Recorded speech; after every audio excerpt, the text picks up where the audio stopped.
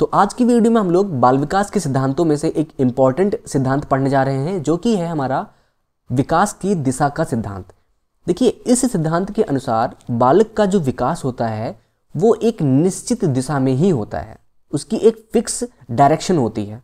अब एक ये जो हमारी निश्चित दिशा है, इसमें हमारी दो दिशाएं हो सकती हैं। पहला हमारी जो दिशा है वो है सिर पदाभिमुख, यानी कि सिर से पैर की ओर, यानी कि सेफेलोकॉर्डल सीक्वेंस। दूसरी हमारी जो दिशा है वो हो सकती है समीप दूराभिमुख, यानी कि समीप से दूर की ओर, जिसको हम बोलते हैं प्रॉक्सिमो डिस्टल सीक्वेंस। तो थोड़ा सा इसको और समझते हैं कि इसके अंतर्गत किस विकास की बात हो रही है, किस प्रकार के विकास की बात हो रही है। ठीक है, तो यहां पर सिर से पैर की ओर का मतलब होता है कि जन्म के पहले और जन्म के बाद भी अगर आप देखें, उसमें जो सिर होता है वो मेन इंपॉर्टेंट रोल रखता है, यानी कि सिर का विकास सबसे पहले होता है। देखिए, जन्म के बाद की अगर बात करें तो जैसे ही जन्म होता है बच्चे को, आप देखें कि बच्चे का जो सिर होता है वो काफ़ी बड़ा होता है।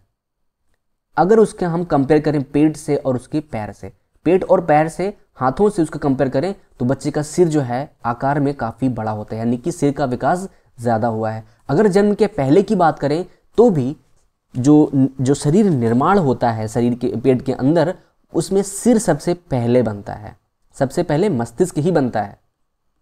ठीक है, अब उसके अलावा हमारे जो बाकी चीज़ें होती हैं, पेट वगैरह और हमारे जो पैर होते हैं, हाथ होते हैं, वो काफ़ी बाद में बनना स्टार्ट होते हैं। तो ये तो हो गया हमारा सिर पदाभिमुख सिद्धांत। इसके अलावा अगर हम इसके शरीर की यूज़ की बात करें कि किस प्रकार से बाहर जन्म के बाद हमारा विकास होता है।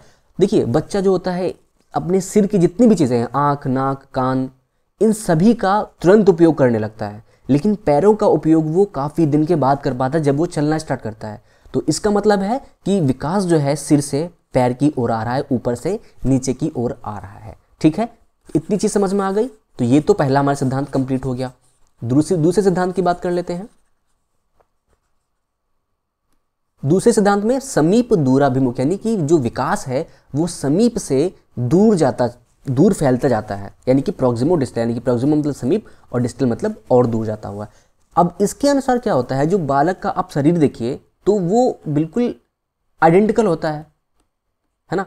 जैसे कि अगर यहाँ से आप इसको देखें तो पेट है, फिर इधर भी हाथ होता है, इधर भी हाथ है, इधर भी पैर, इधर भी पैर।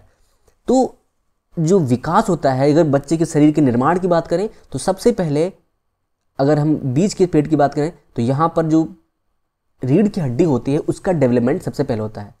ठीक है, उसके बाद ही हमारे हाथ और इधर की चीज़ें बनना स्टार्ट होती हैं, यानी कि बीच का जो एरिया होता है वो सबसे पहले बनना स्टार्ट होता है। क्योंकि यहीं पे आप अगर रीढ़ की हड्डी की बात करें तो वहाँ पे न्यूरॉन्स, जो तंत्रिका तंत्र फैला होता है, वो रीढ़ की हड्डी में ही होता है। क्लियर है ना। और सबसे ज़्यादा सेंसिटिव पार्ट अंदर का जो होता है वो रीढ़ की हड्डी होता है। अब इसके बाद जो हमारा विकास होता है, उसके बाद हमारे साइड के हाथ बनना स्टार्ट होते हैं। और अगर हम यूज़ की बात करें कि इसका कैसे उपयोग होता है, वो भी इसी तरह से होता है। जब बच्चा चलना स्टार्ट करता है, चलने से पहले वो चारों पैर नीचे रख करके, हाथ और पैर दोनों को मिला करके लुढ़कते हुए चलना सीखता है।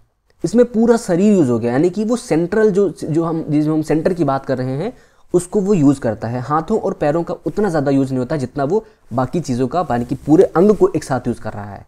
ठीक है, अब ये जो हमारा विकास है वो धीरे धीरे हाथों की ओर, धीरे धीरे पैरों की ओर आएगा। क्लियर है, यानी कि इस सेंटर पोर्शन से बाहर की ओर आ रहा है। इसको हम बोलते हैं समीप से दूर जाता हुआ। देखिए, समीप से दूर जाता हुआ विकास, इसी को बोल दिया हमने समीप दूराभिमुख या प्रॉक्सिमो डिस्टल सीक्वेंस। अब इसमें विकास में हमारी दो चीज़ें हो सकती हैं। ये दोनों ही जो सिद्धांत हैं वो वंशानुगत कारकों से या वातावरण कारकों से प्रभावित हो सकते हैं, है ना भाई। वंशानुगत में क्या हो गया कि जब से मनुष्य पैदा हुआ है, जब से मनुष्य का विकास हो, तब से सभी में ऐसा ही विकास होता चला है। सभी बच्चों का सिर बड़ा होता है, सभी का पैर छोटे होते हैं जन्म के पहले, है ना। तो ये क्या है, एक वंशानुगत कारकों की वजह से हो सकता है, और इसमें वातावरण के कारक भी हो सकते हैं।